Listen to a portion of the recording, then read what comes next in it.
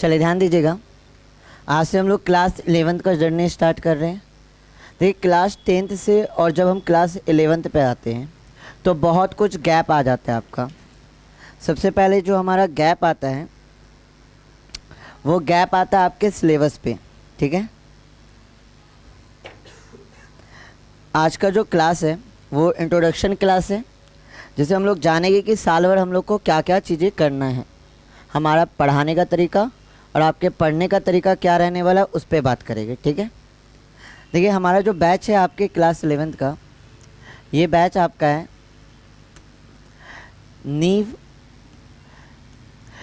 इसलिए इस बैच का नाम है क्योंकि आपका फाउंडेशन मजबूत करना होगा।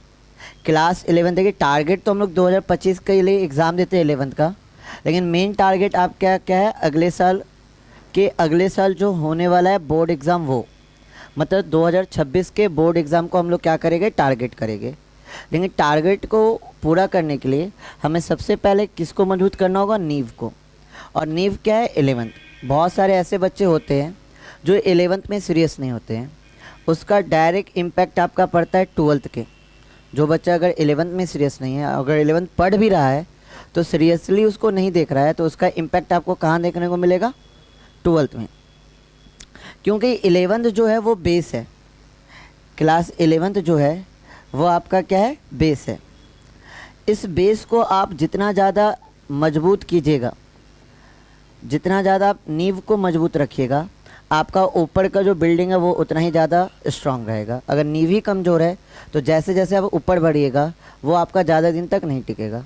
तो मेन फंडा ये होता है कि जैसे क्लास 11th में आए तो पहले हमारा टारगेट होता है कि एक एक बेसिक्स को सीखे, क्योंकि एक साल हमारे पास समय है अपने बेस को मजबूत करने का। ये समय आपको 12th में नहीं मिलेगा। जैसे 12th स्टार्ट होगा आपके ऊपर स्टार्टिंग से बॉडरेशन होगा। यहाँ पे बॉडरेशन क्या जाएगा, अभी तो धीरे धीरे हम लोग आप पे क्या डालेंगे, वर्कलोड डालेंगे।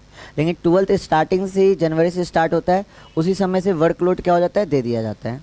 तो आपको अभी क्या करना है, एक साल अपने बेस को क्या करना है, स्ट्रॉन्ग करना है। हमारा टारगेट होता है 100 आउट ऑफ 100, चाहे वो मैथ में हो, फिजिक्स में हो या केमिस्ट्री में हो। टारगेट हम लोग रखते हैं कि 100 आउट ऑफ 100 की, मतलब पढ़ाई की शुरुआत करनी है तो हमें पढ़ाई की शुरुआत कैसे करनी है, 100 आउट ऑफ 100 से। इस साल भी मैथ में सुहानी नाम की एक लड़की है जिसका 12th में आउट ऑफ 100 में कितना गया है, 99, ठीक है।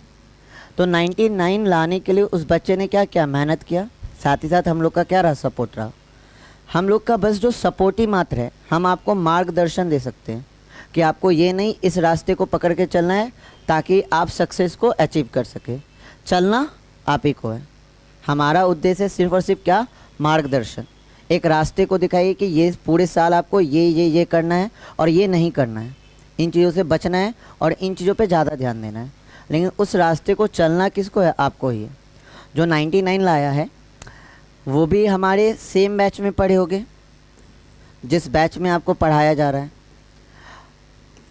उस बैच में एक ही बच्चा है जो 99 लाया है। ऐसा तो नहीं कि उस बैच में सिंगल बच्चा को हम लोग पढ़ाए थे,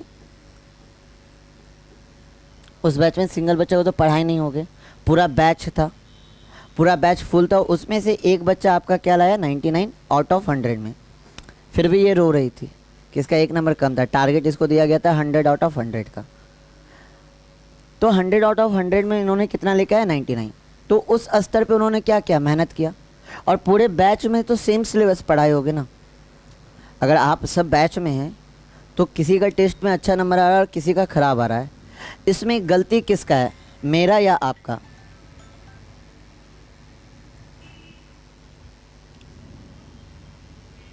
हेलो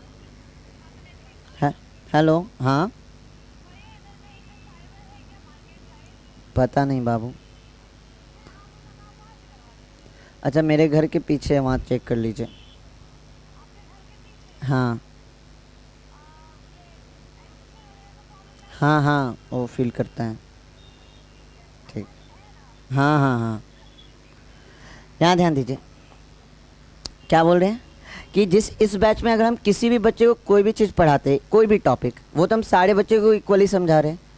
अब ये डिपेंड करता है आप पे कि उस टॉपिक को आप कैसे गेन करते हैं।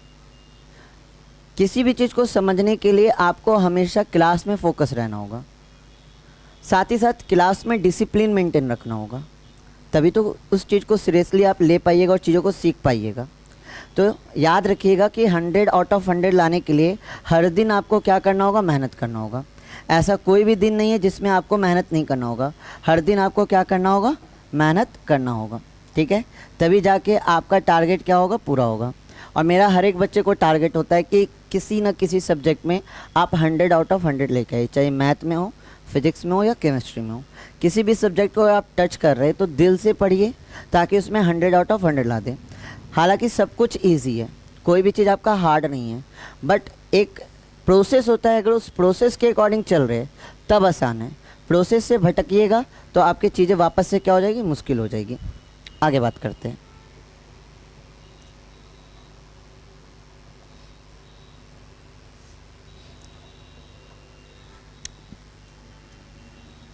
अब इस नीव बैच में कौन क्या पढ़ाएगा इस पे थोड़ा ध्यान देते हैं।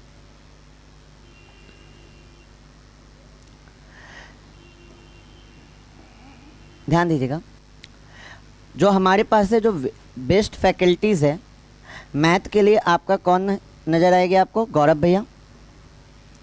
मैथ में आपको कौन नज़र आएगी, गौरव भैया। फिजिक्स के लिए हम देखे जाएंगे। और केमिस्ट्री में कौन है आपका, कोहिनूर। ये सारे अपने अपने सब्जेक्ट में आपका महारत हासिल कर चुके हैं। अभी कुछ नहीं होगा, अभी तो फर्स्ट डे इंट्रोडक्शन। जो नए बच्चे हैं उनको थोड़ा मुश्किल होगा, जो पुराने बच्चे वो लोग जानते हैं कि इन सब सब्जेक्ट में हम लोग का पूरा क्या है, कमांड है। आप क्वेश्चन कहीं से भी लाइए, कोई दिक्कत नहीं है। और जैसे जैसे जो नए बच्चे वो जैसे जैसे जुड़ेंगे वो धीरे धीरे समझ जाएंगे कि क्या है, सब्जेक्ट बाय सब्जेक्ट जो टीचर है वो कैसे हैं। तो सेकंड आपका है कि बेस्ट फैकल्टीज़ आपको दे रहे हैं। हर एक सब्जेक्ट के टीचर आपके क्या है, बेस्ट है, जो आपको बेस्ट एडुकेशन देंगे और इस चीज़ का गारंटी देंगे कि एग्ज़ाम में 100 आउट ऑफ 100 आपका क्वेश्चन आएगा आपके क्लास नोट से। कुछ भी जो भी पढ़ाया जाएगा वो आपका एग्ज़ाम में कहीं से भी बाहर नहीं आएगा। जो पढ़ाया जाएगा वही आपका क्या आएगा, एग्ज़ाम में आएगा, उससे एक भी चीज़ आपका बाहर नहीं आएगा। तो इस चीज़ का आपको विश्वास रखना होगा। एक बात तो ये है कि हर एक बच्चे को आपको विश्वास रखना होगा कि जो भी टीचर पढ़ाया जा रहा है, जो भी टीचर जो भी चीज़ पढ़ा रहे हैं वो आपके लिए इम्पॉर्टेंट है।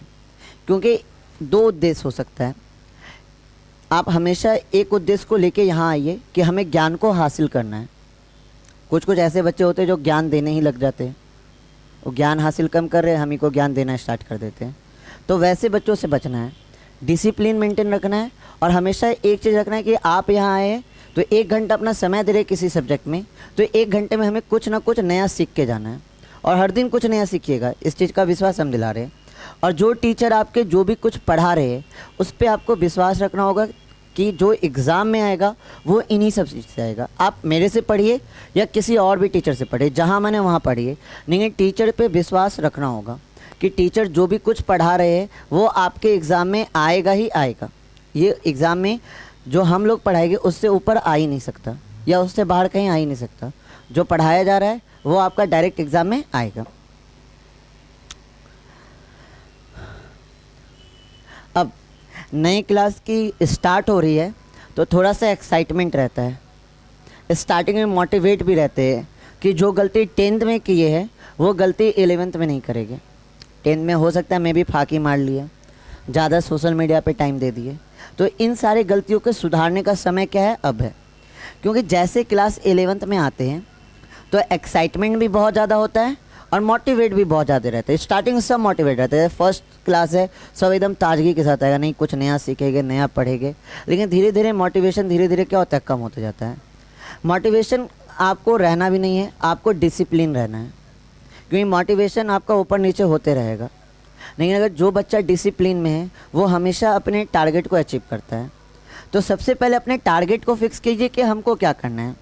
जैसे हम यहाँ के बच्चे को जो टारगेट देते हैं वो टारगेट देते हैं आपका 100 आउट ऑफ 100। इसके लिए पढ़ाई कीजिए। आपको पढ़ाई क्या करना है, इसके लिए करना है, 100 आउट ऑफ 100 के लिए करना है, ताकि किसी भी सब्जेक्ट को पढ़ रहे हैं तो आप उस सब्जेक्ट में कितना मार्क्स ला सके, 100 ला सके। इसके लिए आपको पढ़ना है, चाहे कोई भी बच्चे हो। आज ही माइंड सेटअप कर लीजिए, आपका टारगेट क्या होना चाहिए कि हमें जो भी सब्जेक्ट पढ़ रहे, चाहे वो मैथ्स, फिजिक्स या केमिस्ट्री, जो भी सब्जेक्ट को पढ़ रहे उसमें मेरा टारगेट कितना होना चाहिए, 100, कि हमको उस सब्जेक्ट में 100 लाना है। थ्योरी वाइज कर रहे तो फिजिक्स की थ्योरी कितनी होती है, 70, तो थ्योरी में 70 आउट ऑफ 70 लेकर आना है। इसके लिए आपको एक एक टॉपिक को इन डिटेल पढ़ना होगा।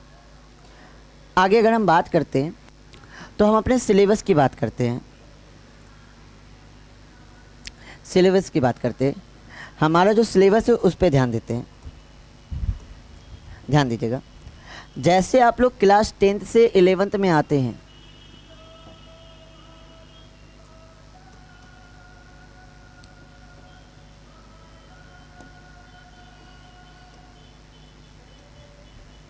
ठीक है, जैसे हम लोग क्लास 10th से 11th में आते हैं, बहुत बड़ा गैपिंग आता है, बहुत बड़ा गैपिंग आता है आपके सिलेबस को लेकर।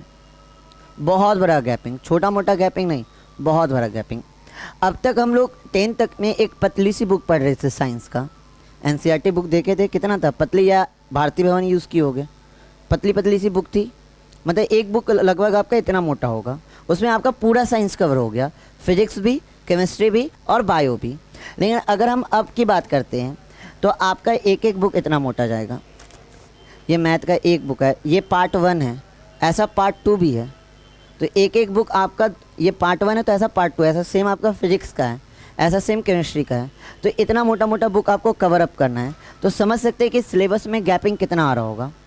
एक बहुत बड़ा छलांग है, कब, जब हम 10th से कहाँ आ रहे हैं, 12th में आ रहे हैं। अगर इसको ग्राफ के जरिए आप समझे तो ग्राफ के जरिए आपको समझाते हैं।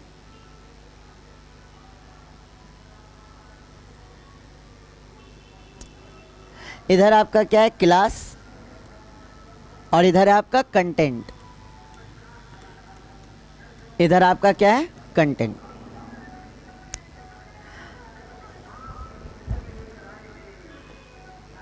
ध्यान दीजिएगा, अब क्लास जैसे जैसे हम लोग 1 से आगे बढ़ते हैं, 1 से आई 2 में, 2 से आई 3 में, तो जैसे जैसे क्लास बढ़ता है वैसे वैसे कंटेंट भी बढ़ता है, मतलब दोनों एक साथ चलता है। एक क्लास आप आगे आए, आपका सिलेबस थोड़ा सा बढ़ा, 2 से 3 में आए, सिलेबस थोड़ा सा बढ़ा। इसी तरह आपका 10 तक ये सिलसिला जारी रहता है। जैसे जैसे आपका क्लास बढ़ रहा है वैसे वैसे आपका कंटेंट भी बढ़ रहा है। लेकिन जैसे आप यहाँ तक आ गए, क्लास 10 तक, यहाँ तक अब तक बैलेंस था, क्लास बढ़े, कंटेंट बढ़ा, सिलेबस बढ़ा। लेकिन अब थोड़ा सा आगे बढ़ने पे, थोड़ा सा आगे बढ़ेंगे, कहाँ जाएंगे, क्लास 11th में। अब कहाँ आएंगे हम लोग, क्लास 11th में। क्लास 11th में आते आते आपका जो सिलेबस का गैपिंग है वो ऐसे उठता है। अब तक बैलेंस चल रहा था, लेकिन क्लास 11th आते आते आपका कंटेंट कहाँ जाएगा, बहुत ऊपर। मतलब सिलेबस अचानक से क्या हो जाता है, आपका बूस्ट हो जाता है। जहाँ आपका इक्वल पे चल रहा था, ये सारा आपका क्या हो जाता है, बूस्ट हो जाता है, और अचानक से आपका कंटेंट क्या हो जाता है, बहुत ज़्यादा। अगर हम अपने फिजिक्स की बात करते हैं तो फिजिक्स में आपको 14-15 चैप्टर है जो पढ़ना होगा, और कोई भी चैप्टर आपका छोटा नहीं है। एक चैप्टर अगर पढ़ने की बात करें तो आपका 20 से 25 क्लास लेगा। कुछ है बीच में छोटे चैप्टर है जो 10 या 12 दिन में कवर अप हो जाएंगे, लेकिन स्टार्टिंग का जो चैप्टर है, एक एक चैप्टर आपका 20-20 क्लास लेगा। तो समझ सकते हैं कितना बड़ा है। 20 क्लास में तो आप 10th में आप 2-3 चैप्टर कवर अप कर लीजिएगा, और यहाँ 20 क्लास हम लोग एक चैप्टर को कवर करेंगे। तो समझ सकते हैं कि कंटेंट कितना है। मतलब जो अब तक पढ़ के आए हैं वो ऊपर ऊपर पढ़े हैं, अब जो पढ़ेंगे पूरे डेप्थ में पढ़ेंगे, एक एक टॉपिक को इन डिटेल समझेंगे। हालांकि क्लास 11th में जो भी कुछ पढ़ेंगे इसमें कुछ नया नहीं आएगा। क्लास 9th में इन सारी चीज़ों को हमने पढ़ के रखा है। मैं भी आप लोग को याद हो या ना याद हो, क्लास 9th में जो भी कुछ पढ़े हैं वो क्लास 11th में आएगा, और साथ ही साथ कुछ एक्स्ट्रा भी आ रहा है और इन डेप्थ आ रहा है। और जो क्लास 10th में पढ़ के आए हैं वो आपको कहाँ नज़र आएगा, क्लास 12th में। जैसे 10th में स्टार्टिंग चैप्टर हम लोग लाइट से किए थे, प्रकाश से, वो आपके 12th में भी है। करंट पढ़े थे, विद्युत धारा, वो आपके 12th में भी है। जो चीज़ हम लोग 9th में पढ़े थे, जैसे आपका गति, मोशन पढ़े थे ना, वो 11th में है। कार, ऊर्जा, शक्ति, वो 11th में। गुरुत्वाकर्षण 9th का चैप्टर है, वो 11th में, लेकिन अब जो पढ़ेंगे वो बहुत ही ज़्यादा डेप्थ में पढ़ेंगे। ठीक है, इतना बात आ रहा है समझ में? आगे देखते हैं।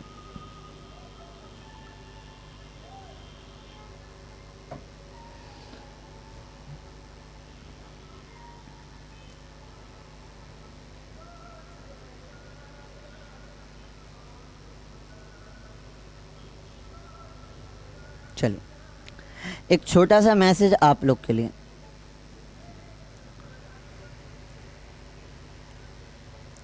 इस मैसेज को रीड कीजिएगा, सारे बच्चे इस मैसेज को रीड कीजिएगा।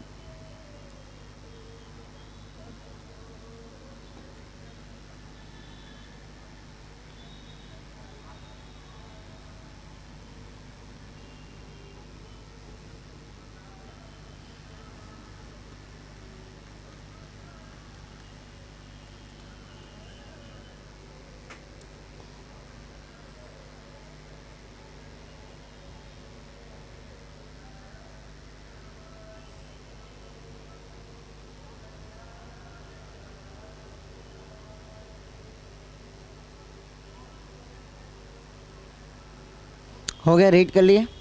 चलिए आगे ध्यान देते हैं। अब हमारा जर्नी जो स्टार्ट होगा उसमें हमें क्या क्या करना है इस पे बात करेंगे। सबसे पहले हम किसी भी चैप्टर को स्टार्ट करेंगे तो इसका सीक्वेंस आपको लेक्चर आएगा। हर दिन एक लेक्चर होगा। ये लेक्चर आपके दो फॉर्म में मिलेंगे। एक तो आप यहाँ पे लाइव क्लास में आप अटेंड कर रहे, ये मिलेगा। साथ ही साथ इसका आपका रिकॉर्डेड फॉर्म भी मिलेगा। जो भी कुछ पढ़ रहे हैं आपका इसको क्या मिलेगा? Recorded form. शाम होते होते आपके यूट्यूब चैनल पे अपलोड हो जाएगा। मे बी आप क्लास पढ़े, समझे, आपको कहीं ऐसा लगा कि कोई ऐसा टॉपिक है जो मिस कर गए या वहाँ पे नहीं समझ में आया क्लास में। हालांकि एक चीज़ याद रखिएगा कि जो भी कुछ आपको नहीं समझ में आएगा क्लास में क्वेश्चन करके उस डाउट को क्या रखेंगे? क्लियर रखेंगे। फिर भी घर जाके ऐसा लगा कि एक बार हम रिवीजन कर लेते हैं चीज़ों को, तो आप शाम होते होते इसका रिकॉर्डेड फॉर्म देख सकते हैं। लाइव क्लास तो क्लास मेंटेन कर लिए, साथ ही साथ इसका रिकॉर्डेड फॉर्म आपको शाम होते होते आपके यूट्यूब चैनल पे आ जाएगा। मोबाइल पे जाके सर्च कीजिएगा, यूट्यूब पे जाके सर्च कीजिएगा, आपको हमारा चैनल नज़र आ जाएगा। टर्निंग पॉइंट क्लासेस से सर्च कीजिएगा, चैनल आ जाएगा। शाम होते होते क्या हो जाता है? आपका रिकॉर्डेड वर्जन आपका आ जाएगा। अब जो मोस्ट इम्पॉर्टेंट है वो मोस्ट इम्पॉर्टेंट है आपका थ्योरी। ये सबसे ज़्यादा इम्पॉर्टेंट है, मस्ट इम्पॉर्टेंट है आपका क्या? थ्योरी। थ्योरी को ग्रैप करना है। हर एक बच्चे को थ्योरी को ग्रैप करना है। जितना अच्छा से आप थ्योरी को समझिएगा उतना आसान आपका पूरा चैप्टर होगा। साथ ही साथ इन थ्योरी का आपको क्या बनाते चलना है? नोट्स। साथ ही साथ इन थ्योरी का क्या बनाते चलना है? नोट्स।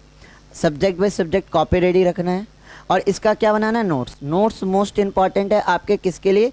एग्ज़ाम के लिए और साथ ही साथ रिवीजन के लिए। इसके बाद जैसे आपका थ्योरी कंप्लीट होगा वैसे ही आपको क्या मिलने लगेगा? एमसीक्यू। आपको उस चैप्टर से रिलेटेड जो भी कुछ हम लोग पढ़े होंगे उस चैप्टर में उससे रिलेटेड आपको क्या मिलेगा? एमसीक्यू। तो एमसीक्यू करना है। उसके बाद जैसे एक वीक हो जाएगा आपके क्लास का, वो उस एक वीक के बाद आपको क्या मिलने लगेगा? टीआरक्यू। टीआरक्यू समझ रहे क्या है? ये है आपका टॉपिक रिलेटेड क्वेश्चन। क्या है? Topic related question. जैसे एक वीक हो जाएगा, जैसे अभी तो क्लास स्टार्ट ही हो रहा है, आज तो फर्स्ट डे है। जैसे जैसे आपका क्लास स्टार्ट होगा, जैसे जैसे आपका थ्योरी जमा होते जाएगा, वैसे वैसे आपका क्या हो जाएगा? वर्क जाना स्टार्ट हो जाएगा। डेली आपका ग्रुप बनेगा, उस ग्रुप में आपका डीपीपी के फॉर्म में क्या जाएगा? वर्क जाएगा, जिसमें आपका क्या रहेगा? Topic related question. उस टॉपिक रिलेटेड क्वेश्चन को जो बच्चे अच्छे से ईमानदारी पूर्वक करेंगे उसका थ्योरी पे उतना ही ज़्यादा क्या होगा? कमांड होगा। तो आपको इस चीज़ का ध्यान रखना है कि टॉपिक रिलेटेड क्वेश्चन को हर हाल में सॉल्व करना है। वैसे हम चेक करेंगे तो वहाँ पे पता ही चल ही जाएगा। तो टॉपिक रिलेटेड आपको क्या करना है? क्वेश्चन करना है। ये इतना चीज़ आया समझ में? इसके बाद मॉडिफाई सब्जेक्टिव टेस्ट। जैसे आपका चैप्टर कंप्लीट होगा या स्टार्टिंग में इस टेस्ट का जो ड्यूरेशन होता है वो ड्यूरेशन हम लोग रखते हैं 21 दिन पे। पहला जो आपका टेस्ट होगा वो लगभग कितने दिन में होगा? 21 दिन में। और जैसे जैसे फिर आगे बढ़ेंगे तो ये टेस्ट का जो ड्यूरेशन है वो धीरे धीरे क्या होते जाएगा, छोटा होते जाएगा। मतलब आपका डाटा तो हो जाएगा, क्योंकि अभी तो स्टार्टिंग ही की है। 1 सप्ताह 1.5 सप्ताह में तो आपका कुछ कुछ चीज़ों को हम लोग पढ़ेंगे, तो उसमें आपका ज़्यादा डाटा स्टोरेज नहीं होगा। तो ज़्यादा स्टोरेज नहीं होगा तो आपका क्या करेंगे, अभी तो पहला टेस्ट 21वें दिन पे लेंगे, लेकिन जैसे जैसे बहुत ज़्यादा आपका हो जाएगा डाटा तो ये आपका ड्यूरेशन क्या हो जाएगा, घट जाएगा 15 दिन, और फिर आपका कहाँ आ जाएगा 7 दिन। मतलब हर एक सप्ताह आपका क्या स्टार्ट होगा, टेस्ट। ठीक है, तो मॉडिफाई सब्जेक्टिव टेस्ट आपका देंगे। फिर आपका अगला टेस्ट कैसा होगा, एमसीक्यू टेस्ट होगा। उसके बाद आपका डाउट सेशन, ये इम्पॉर्टेंट है, डाउट सेशन इम्पॉर्टेंट है। जैसे अभी हम लोग 10th वाले 12th वाले 9th वाले सबका डाउट सेशन ले रहे हैं, आप लोग का स्टार्ट हुआ। डाउट सेशन में क्या होता है, ध्यान दीजिएगा। पहले आप चैप्टर जब पढ़ा रहे हैं, अगर क्लास के बीच किसी टॉपिक में आपको डाउट है तो उसी समय क्लियर कर लीजिए। अब चैप्टर ख़त्म हो गया, फर्स्ट चैप्टर आपका लगभग कंप्लीट होने में 20 दिन लेगा। 20 दिन में चैप्टर एंड हुआ, घर जाइए रिवीजन कीजिए। उस चैप्टर में कहीं भी डाउट है तो एक क्लास आपका रखा जाता है डाउट सेशन, और ये रखा जाता है आपका मोस्टली संडे को, जिसमें 2 से 3 घंटे का क्लास खिंचा जाता है। उसमें क्या होता है, कुछ भी नया नहीं पढ़ते, पूरे चैप्टर में जो भी डाउट सेशन है, जो भी डाउट आपका है, सिर्फ और सिर्फ डाउट को क्लियर करेंगे। जो भी बच्चे का जो भी डाउट है जहाँ से भी है उस टॉपिक को, उस चैप्टर में, उसमें सिर्फ और सिर्फ हम लोग क्या लेंगे, डाउट सेशन। फिर आपका आता है माइंड मैप। चैप्टर एंड होने पे माइंड मैप तैयार करना है। माइंड मैप मतलब एक शॉर्ट नोट्स आपको तैयार करना है, अपने से करना है, ये हम नहीं करेंगे, ये हर एक बच्चे को खुद से करना है। एक शॉर्ट नोट्स बना के रखना है कि आपको चीज़ों को क्या करना है कि 1-2 पेज में आपका पूरा चैप्टर होना चाहिए। छोटे छोटा नोट्स बना के 2-3 पेज में, जो आपका पूरा चैप्टर 50 पेज का है उसको 4-5 पेज में एडजस्ट कर लेना है। छोटा छोटा नोट्स खुद से बनाना है कि पढ़ना आपको है, हम तो सब जान रहे हैं, समझना आपको है, तो अपना माइंड मैप खुद से तैयार करना है कि हम शॉर्ट रिवीजन कर सके। एक बार वो 2-4 पेज पलटे तो पूरा चैप्टर का मेरा क्या हो जाए, रिवीजन हो जाए। तो ये माइंड मैप तैयार करना है।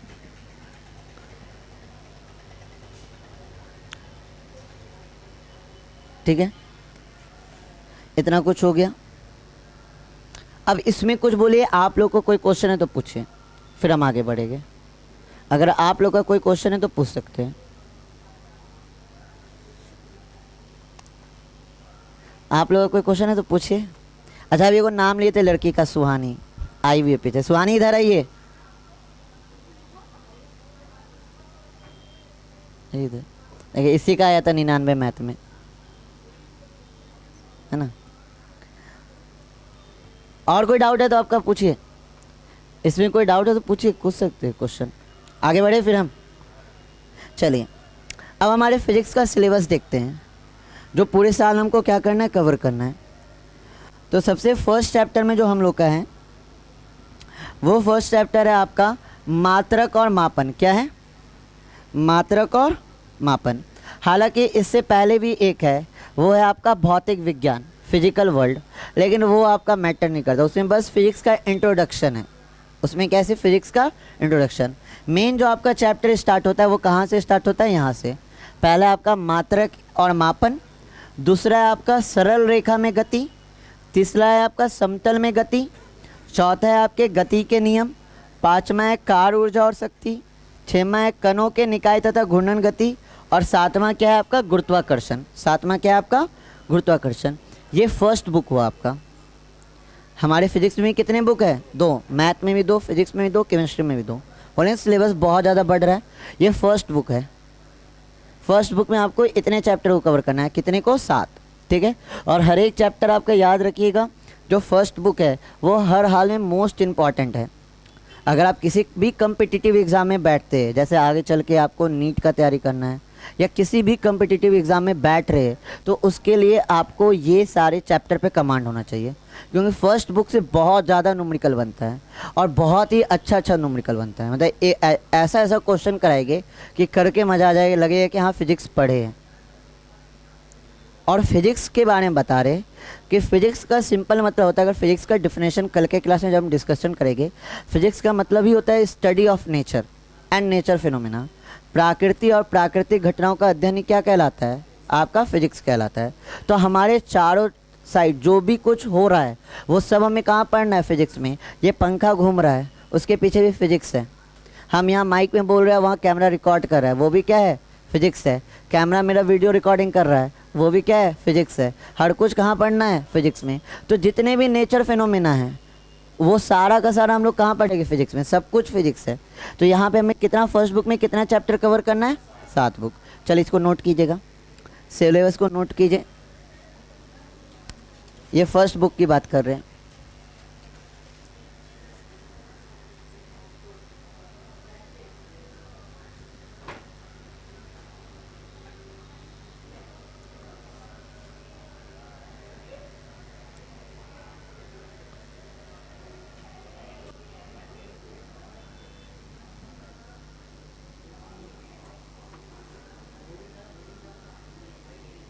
ये फर्स्ट बुक है, ठीक है।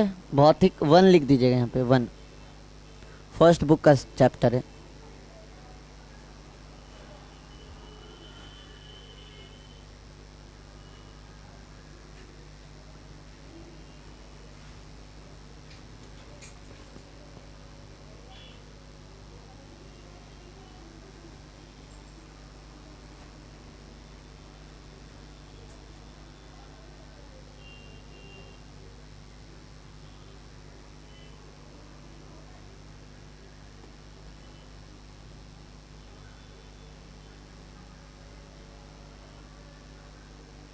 और याद रखिएगा, फर्स्ट बुक आपके 12th में बहुत यूज़फुल है।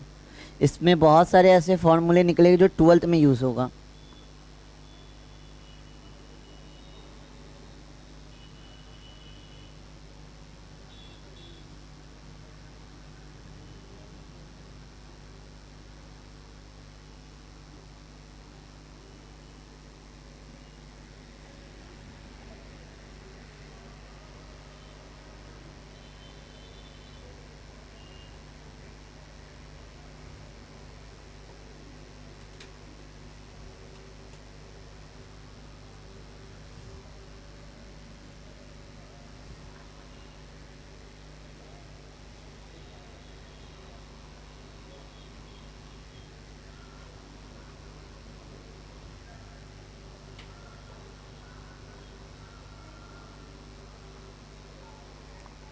हो गया।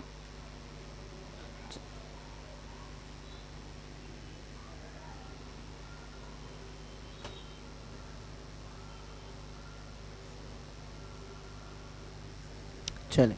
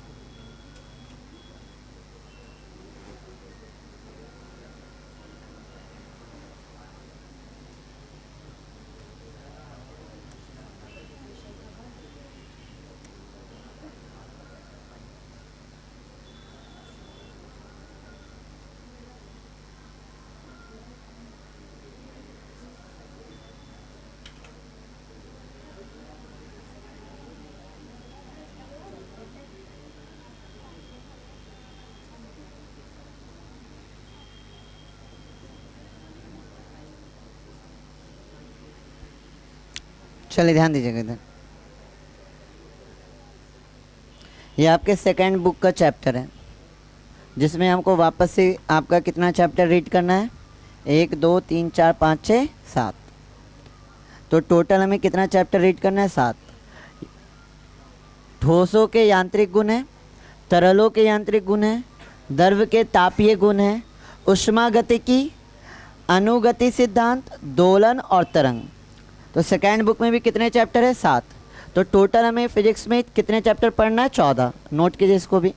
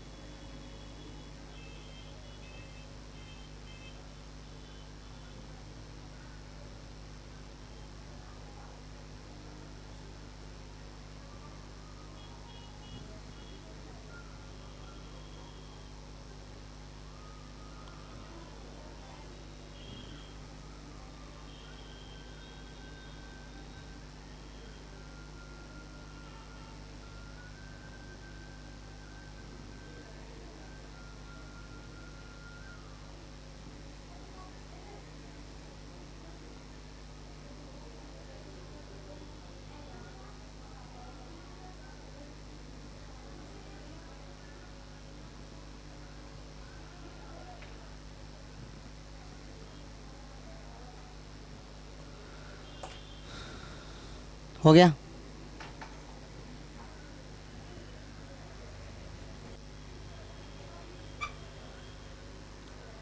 ठीक है, टोटल हमें कितना चैप्टर रीड करना है, 14। ये 14 चैप्टरों को हमें क्या करना है, रीड करना है, तब जाके हमारा पूरा 11th क्या होगा, कंप्लीट होगा। ठीक है।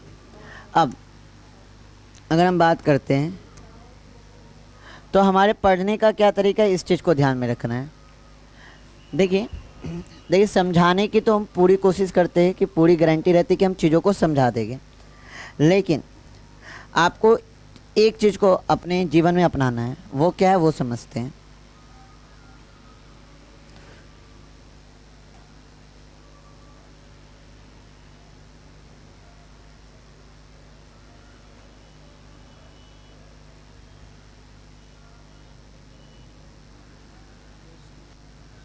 चलिए ध्यान दीजिएगा, आपको इस चीज़ को अपने जीवन में अप्लाई करना है। वो है आपका क्या, 4R।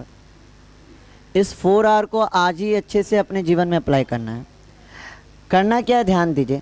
जो भी कुछ हम लोग पढ़ेंगे या जो भी कुछ हम पढ़ाएंगे, आप पढ़िएगा, उसको सबसे पहले आपको क्या करना है, रीड करना है।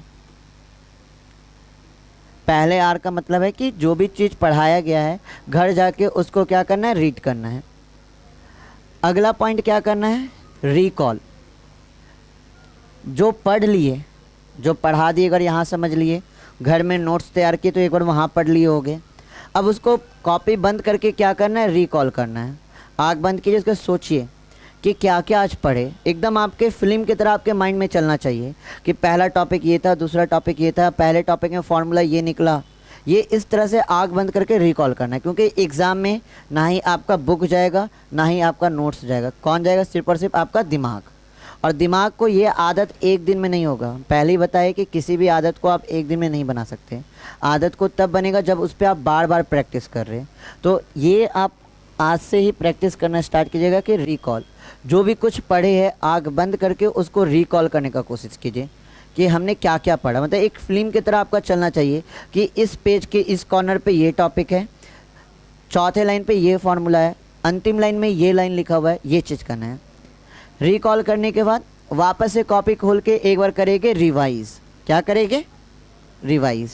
में भी रिकॉल किए, अब हम इतने तो विद्वान हैं नहीं कि एक बार रीड किए और रिकॉल किए सब कुछ मेरे दिमाग में। आइंस्टीन तो है नहीं, हम कुछ भूलेंगे ही भूलेंगे।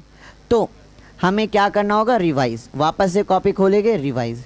और लास्ट में क्या करेंगे, जब सब कुछ कर लेंगे तो लास्ट में करेंगे रिमेंबर। रिमेंबर आपको करना ही करना होगा, याद करना ही करना होगा। क्योंकि क्योंकि बहुत लोग बोलते हैं कि याद नहीं करो, रटो नहीं, बिना रटे काम ही नहीं चलेगा। हम एक टाइम फार्मूला ड्राइव करेंगे, जैसे जितने भी फार्मूला फिजिक्स में आएगा उन सब का डेरिवेशन है, मतलब उन सबको कैसे फार्मूला आया है वो बताएगी कि ये फार्मूला के पीछे का क्या लॉजिक है, ये फार्मूला कैसे आपका बना है। लेकिन एक बार फार्मूला बन गया तो एग्ज़ाम के टाइम आप फार्मूला ड्राइव करके रखिएगा, क्या फार्मूला ड्राइव करने बैठिएगा 5-10 मिनट उसी में ख़त्म हो जाएगा। कम्पिटिटिव एग्ज़ाम में बैठिएगा तो आपको तो न्यूमेरिकल देगा, वहाँ पे तो डायरेक्ट फार्मूला हिट कीजिएगा और क्वेश्चन सॉल्व कीजिएगा। तो उसके लिए आपको चीज़ों को क्या करना होगा, याद करना होगा। तो ये जो 4R है इसको अप्लाई कीजिए अपने लाइफ में। सबसे पहले क्या करना है, रीड, फिर क्या करना है, रिकॉल, फिर रिवाइज, तब जाके लास्ट में क्या करना है, रिमेंबर। देखिए नोट्स भी आप बना रहे तो आपका बेनिफिट है। कैसे बेनिफिट है, ध्यान दीजिएगा। एक तो आपको जो पढ़ाएगी क्लास में वो कॉपी कीजिएगा, ठीक है, मतलब एक बार हम समझाएं उसको आप अच्छे से देखें, कॉपी में नोट किए, एक बार हो गया। फिर घर जाके जब उसको आप फ्रेश कीजिएगा, मतलब अपने रफ़ कॉपी से अपने फेयर कॉपी में कीजिएगा, तो एक बार वहाँ पे भी तो लिखिएगा, तो एक बार वहाँ पे भी रिवीजन हो जाएगा। इस तरह से अगर आप बार बार चीज़ों को नोट्स तैयार करते चलेंगे, लिखते चलेंगे, तो आपको चीज़ें धीरे धीरे क्या होते चल जाएगी, याद होते चल जाएगी। इस तरह से आपको हर दिन करना है। ये जो फिनोमेना है आपका रोज़ चलेगा, रोज़ ये घटनाएं रोज़ आपको करनी है। तब जाके आपको धीरे धीरे चीज़ें क्या आने लगेगी, समझ में आने लगेगी। स्टार्टिंग का जो चैप्टर है मात्रक और मापन, देखिए फिजिक्स बहुत कुछ मांगता है, बहुत कुछ।